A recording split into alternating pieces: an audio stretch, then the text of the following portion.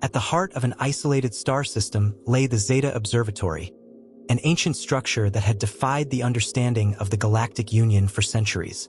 The building, covered in undecipherable inscriptions and pulsing with an unknown energy, was considered a relic of an extinct civilization. For eras, scientists attempted to unravel its mysteries, but the observatory remained dormant, until, on an otherwise unremarkable day, it awoke. A signal of geometric patterns and harmonic tones echoed through hyperspace, impervious to interpretation by any advanced technology. Only human brains picked up fragments of what seemed to be a message, and that changed everything. The discovery quickly ignited a heated debate within the Galactic Union Council. The Drexon Empire, a highly militaristic and rational species, demanded exclusive access to the observatory, claiming that only they possessed the discipline necessary to handle such a powerful relic. The humans, newly integrated into the Union and still regarded as a young civilization, refused to yield. "The signal chose us," declared Commander Hayden before the council, his voice firm but tinged with uncertainty. For him, the stakes were beyond politics. It was a call to something greater. Tensions peaked when a human ship crossed Drexon territorial boundaries toward the observatory, asserting that the signal demanded their presence. The Drexon Empire responded with threats of war. However, before the first shot could be fired, an unusual proposal emerged. A symbolic challenge. The humans suggested resolving the dispute through a strategic game held at the observatory itself, mediated by the council. The game would serve as a demonstration of intellect and character, with the winner earning the right to explore the enigma of the signal. The Drexons agreed, confident in their logical superiority. "Logic is the language of the universe," said Velkarar, the Drexon leader, with a mix of pride and disdain. "And you humans fail to comprehend it." But the humans had an ace up their sleeve. Dr. Alara, a visionary scientist obsessed with cosmic patterns. She believed the game was more than a political contest. It was an interface designed to test who was truly ready to unlock the secrets of the architects, the vanished civilization that had built the observatory. When the game began, the Zeta Observatory responded. The pieces on the board glowed, emitting a strange, almost living warmth. The silence was broken by a faint hum, as if the board itself were analyzing its players. Alara watched with both fascination and apprehension. "This isn't just a game," she said quietly. "It's the beginning of something that could change everything." The pieces began to move across the board with an almost hypnotic precision, each one glowing softly as it was shifted. Velkarar, the Drexon leader, opened the game with a methodical approach, his pieces advancing in perfect formations that reflected the relentless logic of his strategic mind. To the Drexons, the game was merely an extension of their military discipline, a sequence of predictable calculations that would inevitably lead to victory. "You stand no chance," he said to Hayden, his voice dripping with contempt. "Logic is invincible." Hayden, however, didn't seem intimidated. His moves, at first glance, appeared erratic. His pieces didn't form coherent patterns. Some even retreated as if he was hesitating. But Alara, watching closely, saw something deeper. "He's not playing against the board," she whispered to herself. "He's playing against Velkaar." The human commander seemed to be studying the reactions of the Drexon leader, exploiting weaknesses not on the board but in his opponent's mind. As the game progressed, the board began to change. The Drexon pieces glowed steadily, almost rigidly, while the human pieces pulsed irregularly, reflecting the unpredictability of their movements. It was a visual metaphor for the clash between logic and creativity. "You call this strategy?" Velkaar mocked. "It looks more like a reflection of your chaotic nature." But despite his initial confidence, he began to notice that the human moves were gradually dismantling his flawless formation. Beyond the board, species across the Galactic Union followed the game through live broadcasts. For many, the Drexons represented order, while the humans symbolized chaos. The contest was becoming more than just a competition. It was a reflection of the galaxy's deeper tensions. At a critical moment, Hayden made an unexpected move, sacrificing a key piece to create a distraction. The audience was divided. "That was a mistake," murmured an alien ambassador. But Ilara knew it wasn't. He's creating controlled chaos, she explained. And Velkaar doesn't know how to respond. For the first time, the Drexen leader hesitated. He studied the board intently but couldn't find a pattern in Hayden's moves. For a mind trained in logic, the absence of patterns was disorienting. He began to feel a growing irritation, something he had never experienced in countless battles. Hayden noticed the shift and pressed harder, using seemingly illogical moves to further disorient his opponent. "Are you trying to win on instinct?" Velkaar asked, his voice laced with disbelief. Hayden smiled. "Instinct isn't a lack of strategy. It's a strategy you don't understand." Meanwhile, Ilara noticed something even stranger about the board. The human pieces began emitting geometric patterns that didn't align with the established rules. "The board is responding to his moves," she said, more to herself than anyone else. "It's as if it's trying to learn." The scientist activated her neural interface to analyze the patterns, but what she discovered left her speechless. Each move seemed to generate new configurations resonating with the original signal from the observatory. "The game isn't just a test of skill," she concluded. "It's a form of communication, and we're only beginning to understand it." Velkaar, increasingly frustrated, made his first mistake. He moved a key piece into a vulnerable position, trusting his logical analysis. Hayden immediately exploited the weakness, reconfiguring the board to dismantle the Drexen strategy entirely. The Drexen leader clenched his teeth, realizing that his confidence had been turned against him. "Your logic is betraying you," Hayden said, his voice calm but firm. "You're so bound by the rules that you can't see beyond them." The Galactic audience fell silent as the game ventured into uncharted territory. It was no longer just a contest between humans and Drexons.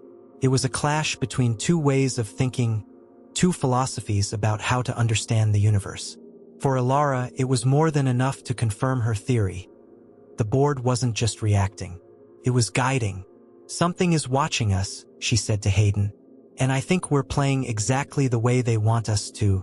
The silence within the Zeta Observatory was almost deafening, interrupted only by the soft sound of pieces being moved. The board continued to shift, now glowing more intensely, with geometric patterns projecting into the air like floating holograms. But what truly captured everyone's attention was the movement of a piece that no one had touched. A new piece, glowing with a golden light, appeared in the center of the board, moving on its own. Ilara watched in fascination. "We're not the only players here," she said, her voice tinged with both awe and apprehension. Velkaar fixed his gaze on the golden piece, his jaw tightening in anger. "This is interference," he said, his inflexible logic struggling to find an explanation. "The game has been corrupted," but Ilara shook her head. "No, this has always been part of the game. We just didn't know." The third player, or whatever it was, began making moves that seemed random at first glance but created a domino effect across the board. Every piece it touched altered the behavior of the others, introducing a controlled chaos that even Ilara couldn't fully decipher. Meanwhile, Hayden started feeling something different. Every move of the golden piece resonated in his mind, like a distant echo he couldn't ignore. It was as if the board was trying to communicate with him directly. "We're being manipulated," he said, frowning. "But that doesn't mean we can't figure out what's happening." He made a bold move, placing one of his pieces directly in the golden piece's path, as if testing its intentions. The board reacted immediately, projecting a hologram of stellar patterns that spread throughout the observatory. Ilara analyzed the hologram through her neural interface, her eyes widening as data streamed across the screen before her. "These patterns, they're star maps," she said, "but they don't match any known region of the galaxy. It's as if they're possibilities." Velkaar rolled his eyes, his patience wearing thin. "This isn't a game of exploration. It's a test of intellectual strength. And I refuse to be manipulated by a malfunctioning mechanism." He made an impulsive move, shifting several pieces at once in an attempt to regain control of the board. The result was immediate and devastating. The board responded with a pulse of energy that made the observatory's floor vibrate. Human and Drexen pieces were momentarily deactivated. While the golden piece moved freely, reconfiguring the game in unpredictable ways. Velkar stepped back, shocked. "What is this?" he shouted. Elara, however, seemed more curious than alarmed. "The board is reacting to our intentions," she said, "and it seems Velkar just revealed his weaknesses." As the game progressed, the golden piece began making moves that revealed a story of its own. Each step generated holographic visions showing the rise and fall of unknown civilizations, some eerily similar to humanity and the Drexons. "These aren't just stories," Elara said, watching the projections closely. "They're warnings." Hayden, though impressed, couldn't hide his frustration. "Warnings about what? And who's sending us these messages?" Velkar, growing increasingly unstable, decided to ignore the implications and focus on what he saw as the main objective: winning. But every move he made seemed to be anticipated by the golden piece, as if he were being outmaneuvered. This only fueled his anger. "This is a trick," he said, pointing at the board. "A trap to divide us." Hayden shook his head. "Maybe, or maybe it's the opposite. Maybe it's showing us that we need to work together." Velkar scoffed, his tone dripping with disdain. "Work together? With you chaotic primates? Never." As the two argued, Elara made a discovery that changed everything. "The third player isn't just playing," she said, her voice trembling. "It's forcing us to create paradoxes." She showed the simulations her neural interface had generated, revealing that every move by the third player created contradictory scenarios. Timelines where humanity thrived and others where it was completely eradicated. "This game isn't about winning or losing," she concluded. "It's about forcing us to confront our choices. And maybe preparing us for something greater." The atmosphere within the Zeta Observatory grew heavier, as if space itself were pressing down on the players. Each move on the board vibrated in the air, generating holographic images that defied comprehension. The third player continued its turns, now increasingly unpredictable, projecting fragments of alternate realities across the board. In one of these projections, Elara saw a devastated Earth, its cities reduced to dust and the sky shrouded in an opaque haze. In another, the Drexon Empire had vanished entirely, replaced by a starry void. "These aren't futures," she said, trying to steady her voice. "They're warnings." Velkar grew increasingly unstable, his patience eroded by the images and the logic the third player subverted at every turn. "This is an attempt to destabilize us," he insisted, though his voice betrayed a hint of doubt. "They want us to believe the future is mutable, but the future is shaped by strength, not visions." He made an aggressive move, attempting to regain control of the board, but the impact was null. The golden piece of the third player repositioned itself autonomously, entirely ignoring the threat. This makes no sense," Velkar shouted. As Velkar wrestled with his frustration, Hayden observed the board with a mix of fascination and discomfort. The projections were more than mere images, they seemed to influence his mind. He began experiencing flashes of memories that weren't his own. A battle on a desert planet, a diplomatic agreement ending in betrayal, and a shadowy figure speaking with a voice he couldn't understand but felt hauntingly familiar. "These visions," he said, looking at Elara, "they're not just about the future. They're possibilities.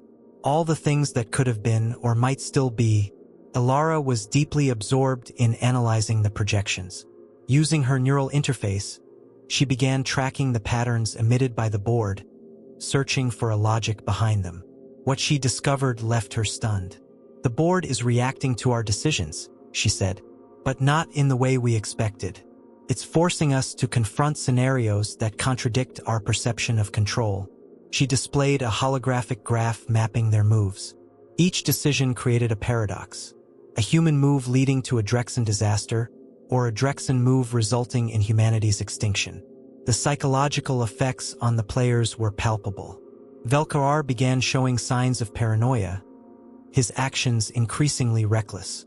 He viewed the third player as a direct threat to Drexon dominance. "This isn't a test," he insisted. "It's provocation, a trick to divide us." But Hayden, though equally affected, had a different perspective. "What if it's not provocation?" he asked. "What if it's a mirror, a reflection of the choices we've made and those we have yet to make?" Velkaar glared at him with disdain, but Alara seemed intrigued. He might be right, she said. The game could be a narrative. And we're the authors, whether we like it or not. The projections began to intensify.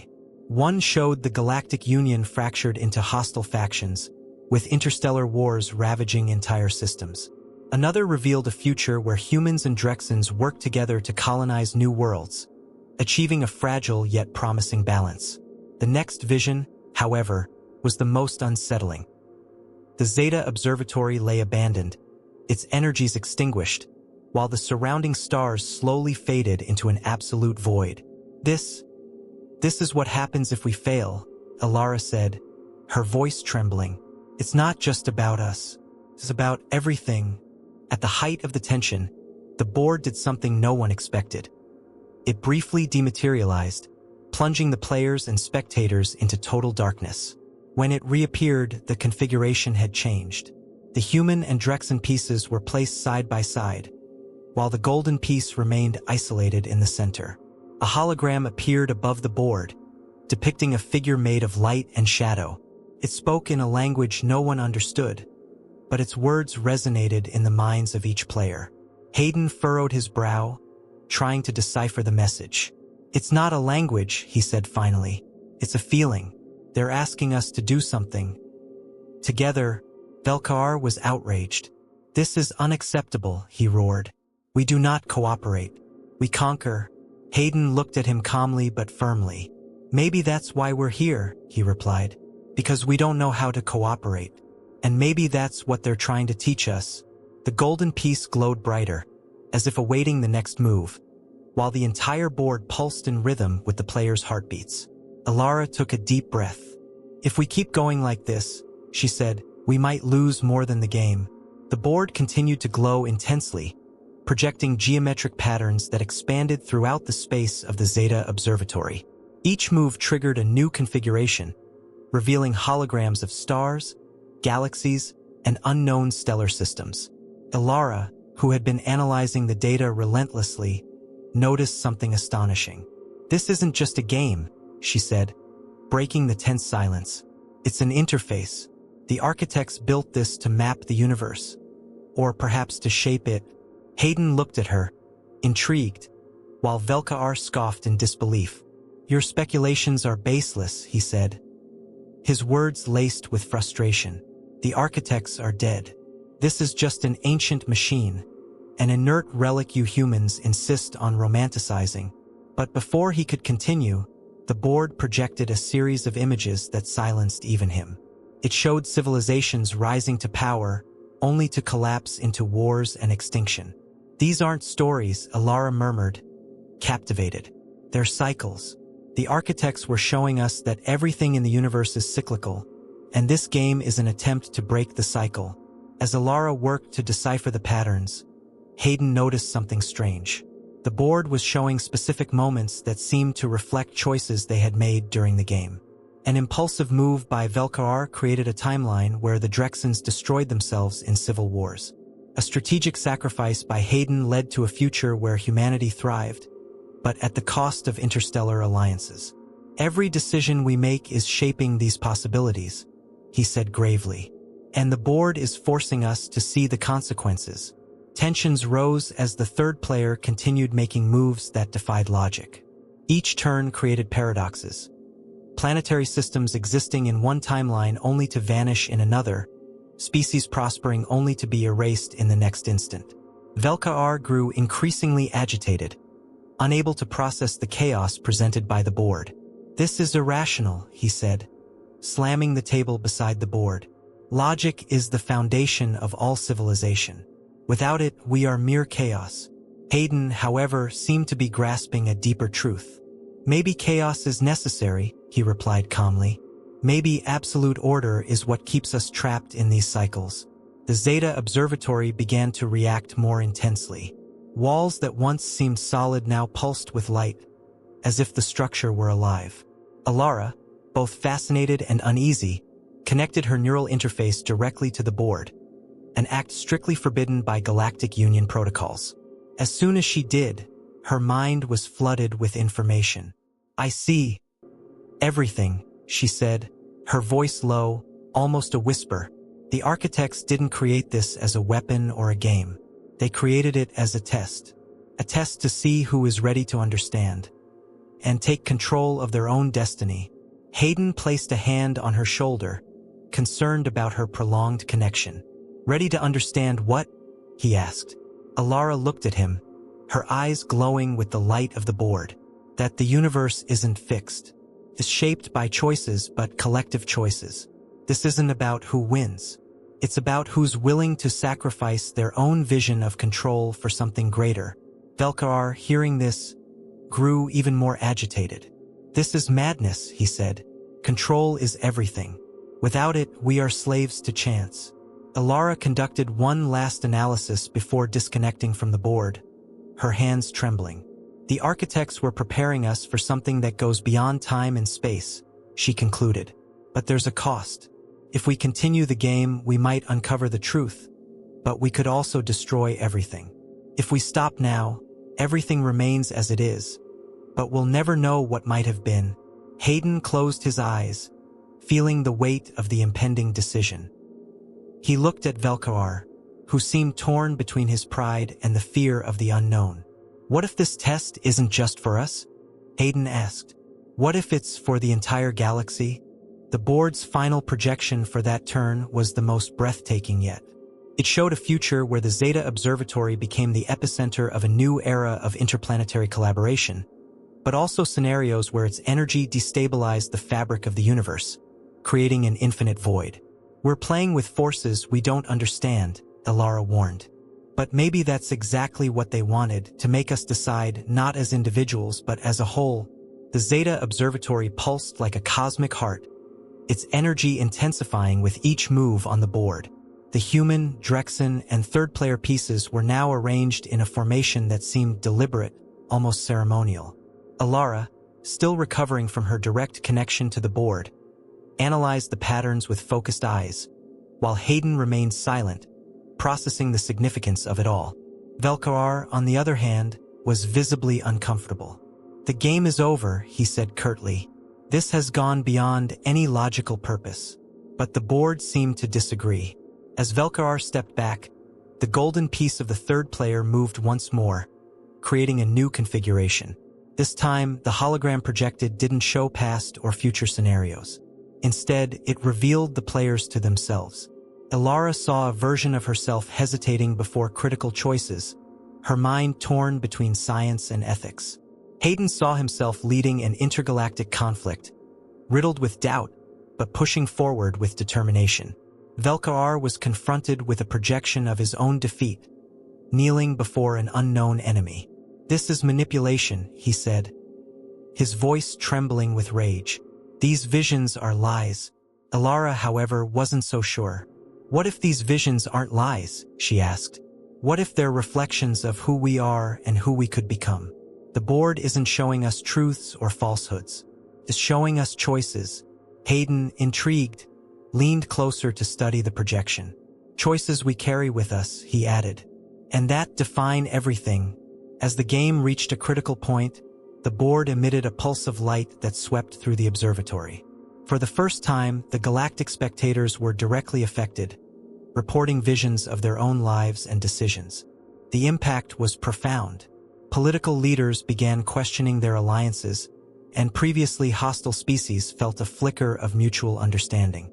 But the reaction wasn't universally positive. Some, like Velkaar, resisted what they saw as an intrusion. This isn't enlightenment, he declared. It's a war against our autonomy. The board made one final move, placing all the pieces, human, Drexon, and golden, in a position of perfect balance. The projections ceased, and silence enveloped the observatory. Alara, who had been trying to decipher the patterns, realized something shocking. It's waiting for us, she said. The board can't end the game on its own. We have to decide. Hayden and Velkaar exchanged heavy glances, aware that the weight of the universe now rested on their choices. Velkaar was the first to speak. We end the game, he said firmly. There's no logic in continuing. This will only lead to destruction. But Hayden wasn't convinced. What if ending the game is the real trap? He countered. What if the purpose of all this is to force us to make a decision that goes beyond logic and fear? Elara, torn between the two perspectives, finally intervened. The board brought us here because we represent something greater than ourselves. Humans, Drexons, and whatever the third player is. Maybe the answer isn't about winning or losing, but about accepting that we need to do this together. Hesitation hung in the air, but the board seemed to grow impatient. It began emitting pulses more rapidly, as if counting down the remaining seconds. Finally, Hayden stepped forward. "We can't give up," he said, "even if it means risking everything, because risking is what makes us alive." He extended his hand toward Velkar. "Let's do this together." Velkar hesitated, his pride and logic waging an internal battle. But then, something shifted. He saw the projections again, not as defeats but as possibilities. Reluctantly, he took Hayden's hand, sealing what seemed to be an impossible agreement. "For the future," he murmured. Elara made the final move on the board, uniting all the pieces into a single pattern. The observatory erupted in light. For a brief moment, the universe seemed to freeze. And then, everything changed. The explosion of light in the Zeta Observatory was followed by absolute silence, as if the universe itself had held its breath. When the energy finally dissipated, the board had vanished, along with all the pieces. In its place, a crystalline structure emerged in the center of the observatory, softly pulsing with a golden light. Elara, Hayden, and Velkar stood motionless, trying to process what they had just witnessed. "We didn't lose," Hayden said, a mix of relief and uncertainty in his voice. "But we didn't win either. We did something different." The observatory now felt more alive than ever. The new structure projected holograms that stretched across the surrounding space, resembling a cosmic network connecting stars and galaxies. Elara watched in awe, her fingers trembling as she analyzed the patterns. "This isn't just a message," she whispered. "It's a bridge. The architects have given us access to something beyond our comprehension. But they've also given us a warning. It all depends on how we use what we've learned." Outside, the observatory's live broadcast had abruptly ended, but not before sending one final signal to the entire galaxy. The impact was immediate. Some species, like the humans, interpreted the event as a call for cooperation. Others, like the Drexons, were divided. Velkar knew his position within the Empire was at risk. "My people will not see this as a victory," he admitted. "They'll see it as a surrender. But maybe that's a price I'm willing to pay." As the human ship left the system, Hayden and Elara discussed the implications of what they had discovered. "The galaxy will never be the same," Hayden said, gazing out the window at the stars ahead. "And we can't control how others will react. All we can do is move forward." Elara nodded, but her thoughts were elsewhere. Move forward, yes. But to where? If the architects have given us this responsibility, maybe they're still watching us. Maybe this isn't the end. Maybe it's the next test. Velkar stayed behind in the observatory for some time, reflecting on what had transpired. For the first time, he questioned the relentless logic that had guided his species for centuries. The game had not been won through strength or logic, but through something he could not name. When he finally left the system, he knew the Drexon Empire would never be the same. As the ships disappeared into hyperspace, the new structure in the Zeta Observatory continued to shine, projecting patterns that blended with the stars. In a remote corner of the galaxy, in a small research station, a young human scientist received an unknown transmission, a geometric pattern resembling the observatory's initial signal. He smiled to himself, unaware that he had just become the next player in a game that never truly ends.